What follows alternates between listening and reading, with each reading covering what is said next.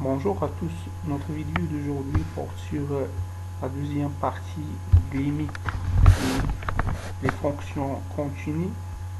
Donc premièrement لا تنسوا الاشتراك في القناة وتفعيل الجرس مع التقاسم مع الأصدقاء تشجيعا لنا على المزيد من العطاء. Deuxièmement, nous commençons par les limites.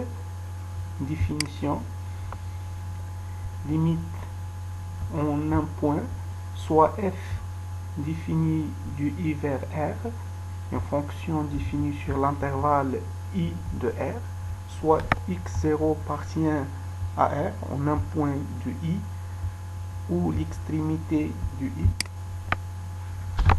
Définition: soit L appartient à R, on dit que f a pour limite L en x0 si quel que soit epsilon supérieur à 0, il existe d'état supérieur à 0, quel que soit x appartient à E. La valeur absolue de x moins x0 inférieure à d'état implique la valeur absolue de f de x moins L inférieure strictement epsilon. Donc présentation graphique de la fonction f. La limite de f au point x0 c'est L,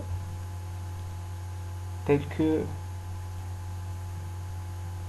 x comprise entre d'état plus plutôt x0 moins d'état et x0 plus d'état, et limite de f c'est L comprise entre f donc comprise entre L moins epsilon et L plus epsilon. Donc on dit que f tend vers L lorsque x tend vers 0, et on note alors limite de f du x quand x tend vers x0 égale à L, ou bien tout simplement limite de f à x0 égale à L. Quelques remarques: l'inégalité x moins la valeur absolue de x moins x0 est inférieure strictement d'état équivaut à x appartient à l'intervalle x0 moins d'état et x0 plus d'état. L'inégalité f, la valeur absolue de f de x moins L est inférieure strictement epsilon équivaut à f de x comprise entre L moins epsilon et L plus epsilon. Bien, appartient à l'intervalle ouvert L moins epsilon, L plus epsilon. Deuxième remarque, on peut remplacer certaines inégalités strictes, inférieures strictement, par l'inégalité large, inférieure ou égale, dans la définition, qu'il soit epsilon supérieur strictement à 0, il existe d'état dépend d'epsilon supérieur strictement à 0, quel que soit x appartient à i, la valeur absolue de x moins x0 est inférieure ou égale d'état, implique f de x moins L, la valeur absolue de f de x moins L est inférieure ou égale epsilon. Donc dans la définition de limite, quel que soit epsilon supérieur strictement à 0, il existe d'état supérieur strictement à 0, quel que soit x appartient à i, avec i domaine de définition de la fonction f, la valeur absolue de x0 moins x moins x0 inférieure strictement d'état implique la valeur absolue de f de x moins L est inférieure strictement epsilon. Le quantificateur, quel que soit epsilon, n'est là que pour être sûr que l'on puisse parler de f de x. Il est souvent omis l'existence de la limite s'écrit alors geste quel que soit epsilon. Il existe quel que soit epsilon supérieur strictement à 0, il existe d'état supérieur strictement à 0, la valeur absolue, donc on n'écrit pas du quel que soit x partiel à i, puisqu'on a déjà f, il est défini sur le domaine de définition i. Donc la valeur absolue de x moins x0 inférieur strictement epsilon applique f de x moins l. La valeur absolue est inférieure à epsilon. Donc n'oubliez pas que l'ordre du quantificateur est important. On ne peut pas échanger l'ordre de quel que soit epsilon avec il existe d'état. Le d'état dépend de l'epsilon. Donc pour cela, il faut définir premièrement epsilon, c'est-à-dire quel que soit epsilon. Pour remarquer cette dépendance, on peut écrire quel que soit epsilon, il existe d'état de epsilon positif, etc. Exemple, donc la fonction f égale f de x égale la racine de x, quand x tend vers x0, on égale la limite de racine de x quand x tend vers x et 0 égale la racine de x0 pour tout x supérieur ou égal à 0, puisque cette fonction définie sur R plus, pour x supérieur ou égal à 0. Donc ici, présentation graphique de la fonction dans l'intervalle 0 plus l'infini. Donc cette fonction est définie sur cet intervalle à la limite de f de x0, la limite de f de x0 quand x tend vers x0 égale la racine de x0. La fonction partie entière, donc ici la partie entière de e de x, il n'y a pas de limite en x0, donc ici par exemple x0 égale à 3, donc 1, 2, 3, donc il n'y a pas de limite, puisqu'on ici on va parler après, et la limite à droite c'est aussi de la limite à droite et la limite à gauche. Donc soit f une fonction définie sur l'ensemble de la forme l'intervalle à x0 réuni du x0b, intervalle ouvert de deux côtés. Définition, on dit que f a pour limite plus l'infini en x0 si quel que soit a supérieur strictement à 0, il existe epsilon du pomme de a supérieur strictement à 0, quel que soit x partiel à i. Donc i c'est le domaine de définition de f. La valeur absolue de x moins x0 inférieur strictement epsilon implique f de x supérieur strictement à a. On note alors limite de f de x quand x tend vers x0 égale plus l'infini. Donc ici limite est infinie. De f est infini. Donc on dit que f a pour limite moins l'infini en x0 si quel que soit a positif, il existe d'état positif supérieur strictement à 0, quel que soit x partiel à e.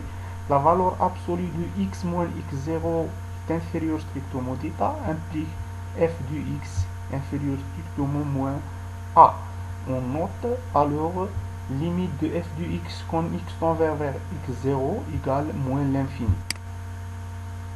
Présentation graphique ici pour plus l'infini.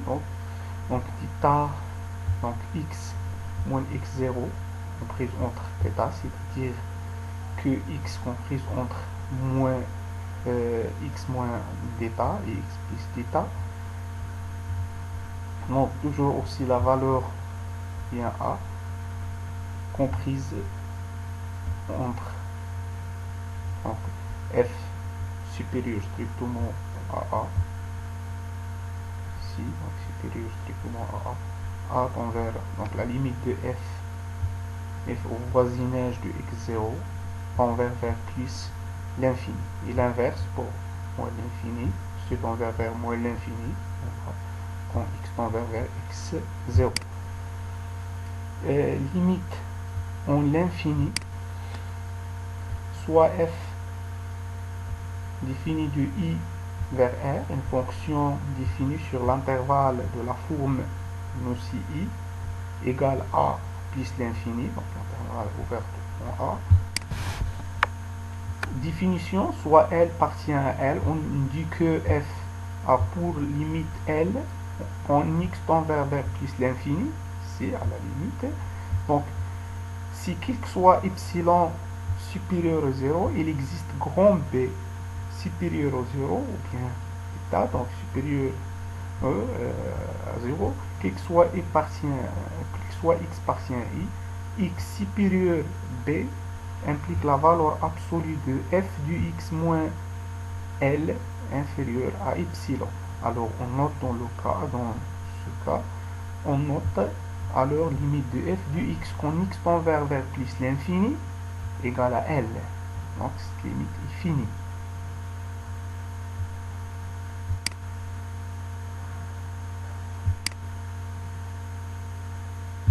Donc ici présentation graphique. Donc quand x tend vers plus l'infini, quand x 0 quand x tend vers plus l'infini, la limite de f tend vers L.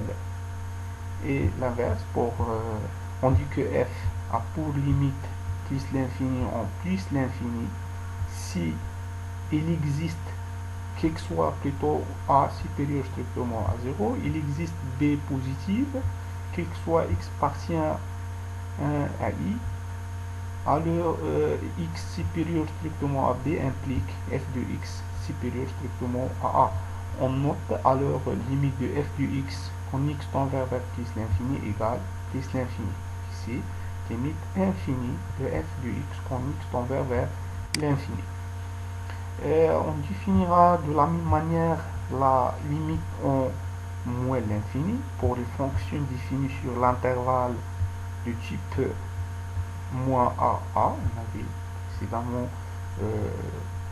limite de f dans l'intervalle a plus l'infini et même a moins l'infini.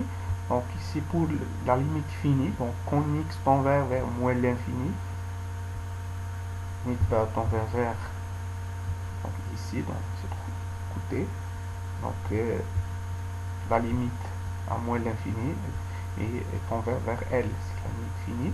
Et quand x tend vers moins l'infini, ce cas-là est égal à moins l'infini si quel que soit a positif, il existe grand a b positif, quel que soit e appartient à 1. Donc x supérieur strictement à b implique f du x est inférieur strictement à moins a. On note aussi alors limite de f du x quand x tend vers moins l'infini égale ici moins l'infini ou bien plus l'infini. Alors, quelques exemples. Donc, on a les limites classiques suivantes pour que n supérieur ou égal à 1. Donc, limite classique. Premièrement, limite de x puissance n. Donc, n ici est positif supérieur ou égal à 1. Donc, la limite de x puissance n égale plus l'infini quand x tend vers plus l'infini. Limite de x ici, quand x tend vers moins l'infini, ou bien voisinage de moins l'infini, Cn est impair, limite de moins l'infini, c'est moins l'infini, ici n est pair, donc ça va devenir plus, donc si tend vers plus l'infini. Troisième exemple, limite de 1 sur x puissance n, quand x tend vers plus l'infini, ça va tendre vers plus l'infini, 1 sur plus l'infini sur 0. Donc la fonction va tendre vers 0. Quatrième exemple, donc limite de x tend vers moins l'infini de 1 sur x. Donc on a deux cas, selon n, on a vu précédemment, cette limite va tendre vers de x puissance 1, soit plus l'infini ou bien moins l'infini. Donc 1 sur plus l'infini ou bien l'infini tend vers 0. La dernière exemple, soit de fonctions poly et puis polynomial. Donc P de x égale A1 x puissance n A1 fois x plus A0 avec A positif, AN positif, et aussi Q de x égale Bm x puissance m jusqu'à B1 fois x plus B0 avec Bn positif. Donc on a la limite dans 3 cas, donc limite de quotient, donc puis x sur qx à plus l'infini. Donc si n supérieur à m, c'est-à-dire m moins n est positive, la limite de px sur qx quand n tend vers plus qx tend vers plus l'infini va égal plus l'infini. Ce sont égaux, on va simplifier par x puissance n avec x puissance n, elle reste sur le mot a sur n, donc a tend vers a plus n. C'est l'inverse, c'est-à-dire que à une n, c'est-à-dire n inférieur à m, alors la limite de px sur qx quand x tend vers plus l'infini va égal à n sur bn fois x puissance m moins n qui est positif, donc va tendre vers 0 fois bn sur an sur an fois 0 aussi, c'est 0. Donc on a 3 cas. Limite à gauche et à droite, donc soit une fonction définie sur l'ensemble de la forme a x0 union du x0b, donc ici à gauche, ici à droite. En définition, on appelle la limite à droite en x0 de la fonction f, la limite de la fonction f sur l'intervalle x0 ou l'intervalle x0b, et à droite en x0, on la note limite de f tout simplement quand x tend vers x0 plus, c'est-à-dire à droite. On définit de même la limite à gauche en x0 de f, la limite de la fonction f dans l'intervalle a x0, intervalle ouvert, en x0, on la note limite de f quand x tend vers x0 moins, c'est-à-dire à gauche. On note aussi tout simplement limite de f de x quand x tend vers x0, quand x supérieur à x0, c'est pour la limite à droite, et pour la limite à gauche, on note limite de f de x0 quand x tend vers x0, avec x0 est inférieur à x, est inférieur à x0.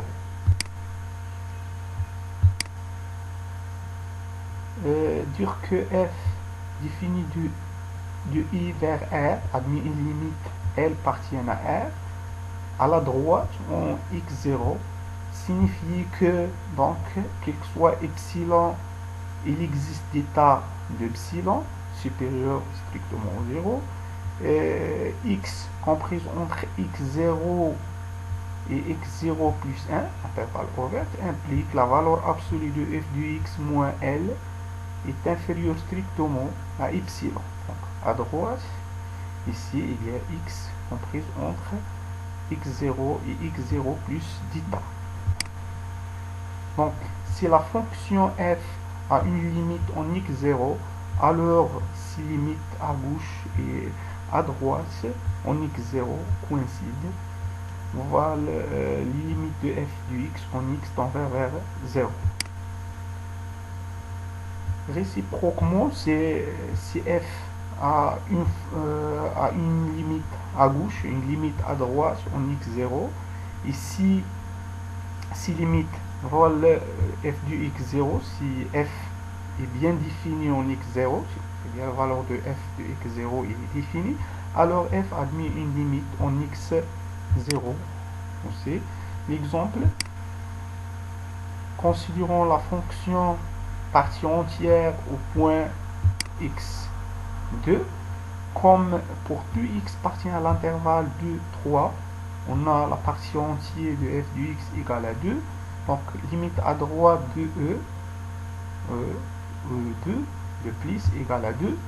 Et aussi, comme pour tout x appartient à l'intervalle 1, 2, on a la partie entière e de x égale à 1. On a limite de e, x, quand x tend vers 2 à droite, au moins, 2 moins, égale à 1. Égale à 1. Alors, la présentation graphique, donc limite de la partie entière quand x tend vers 2 à droite égale à 1, et quand x tend vers à gauche plutôt égale à 1, et quand x tend vers à 2 à droite, plus égale à 2. Donc, limite à droite, différentes limites à gauche, on déduire que E n'est pas de limite en 2. Donc, plus facilement que pas de limite en 2. Quelques propriétés sur les limites. Proposition en si une fonction admet une limite, alors cette limite est unique, wahida.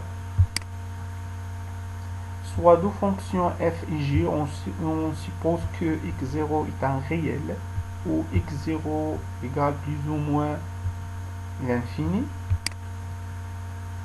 Proposition 2, si limite de f quand x tend vers x0 égale à L, appartient à R, et limite de g quand x tend vers x0 égale à L', appartient à R, alors limite de lambda fois f égale L fois lambda fois L, pour tout lambda appartient à R, limite de la somme f plus g égale L plus L prime, quand x tend vers x0, limite de produit f fois g, quand x tend vers x0, égale lambda L fois L0. Si L est différent du 0, alors la limite de 1 sur f quand x tend vers x0 égale 1 sur L aussi. Donc de plus, si limite de f tend vers plus l'infini ou moins l'infini, alors limite de 1 sur f quand x tend vers x0 va égal 0. Puisque 1 sur l'infini, c'est 0.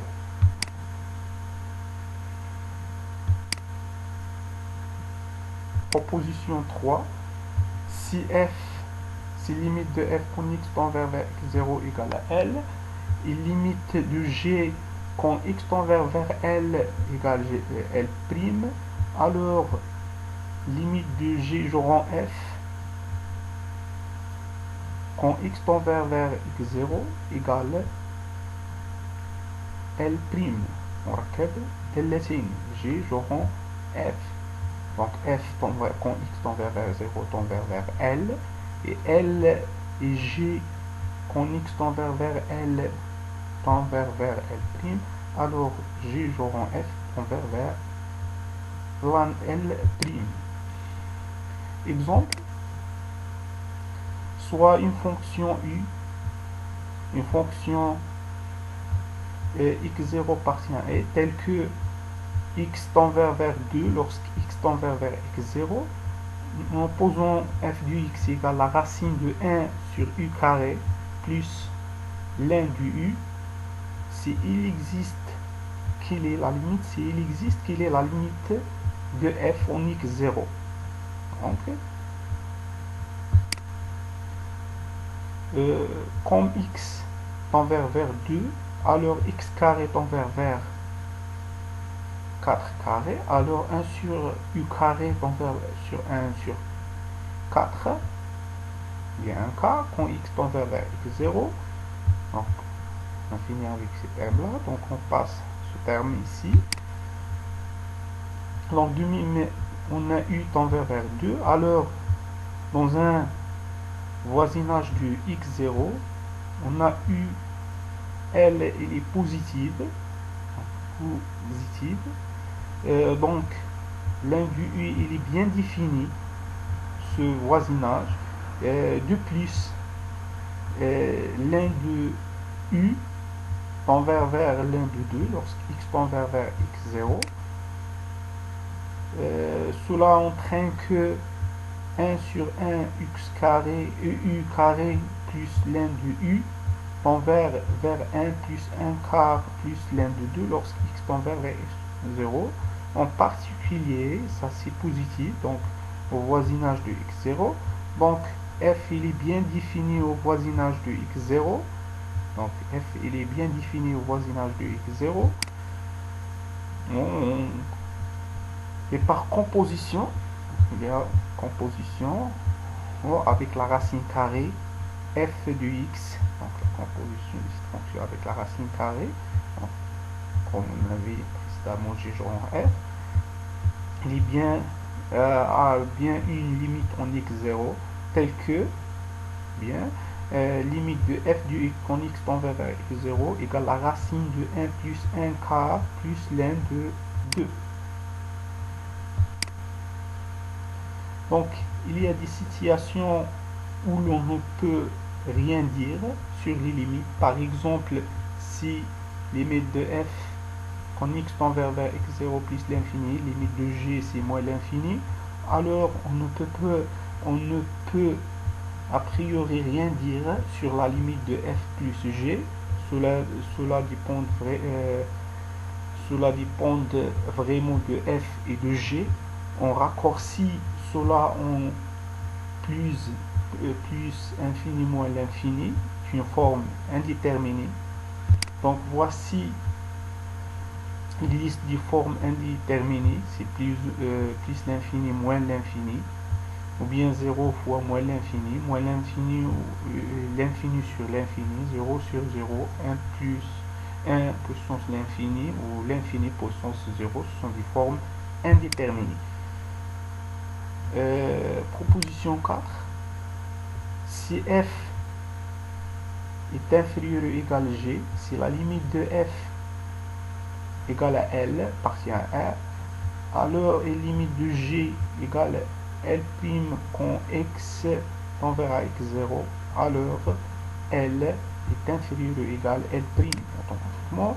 Donc si F est inférieur ou égal à G, si la limite de F est plus l'infini, alors limite de G quand X tend vers X0, c'est plus l'infini.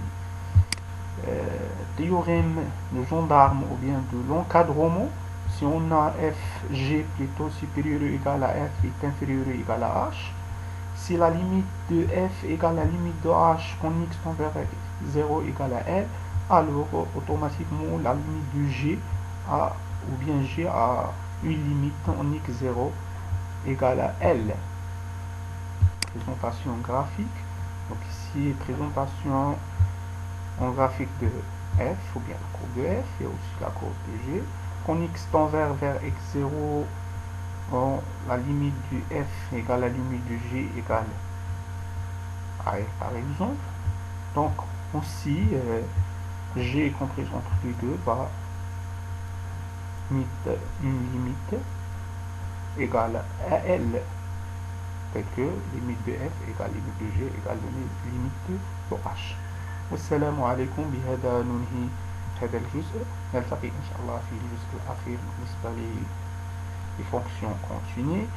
أيضا الأعمال التوجيهية les TD de cette partie et la correction de quelques examens.